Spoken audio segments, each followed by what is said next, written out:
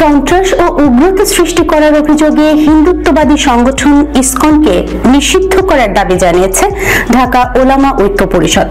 বুধবার জাতীয় প্রেস ক্লাবের সামনে মানববন্ধনে এ দাবি জানায় তারা। এছাড়া ইসকনকে নিষিদ্ধের দাবিতে সোশ্যাল মিডিয়ায় নেটিজেনরা সোচ্চার। তারা ফেসবুকে স্ট্যাটাস দিয়ে এ সংগঠনটিকে নিষিদ্ধের দাবি জানান। নেটিজেনরা ফেসবুকে লেখেন, আমরা স্পষ্টভাবে বলতে চাই, ইসকন কোনো ধর্মীয় সংগঠন নয়। এটি একটি আন্তর্জাতিক বিশৃঙ্খলা সৃষ্টিকারী দল। পৃথিবীর বিভিন্ন দেশে ইতিমধ্যেই ইসকনকে নিষিদ্ধের ঘোষণা করা হয়েছে। ইসকন সনাতনের কোনো ধর্মীয় সংগঠন নয়। আমাদের হিন্দু ভাইদের দৃষ্টি আকর্ষণ করে বলতে চাই, আপনারা ইসকনের ফাঁদে পা দিবেন না। তারা আরো বলেন, উগ্রপন্থার বিস্তার ঘটিয়ে বাংলাদেশের জন্য ইসকন হুমকি হয়ে দাঁড়িয়েছে।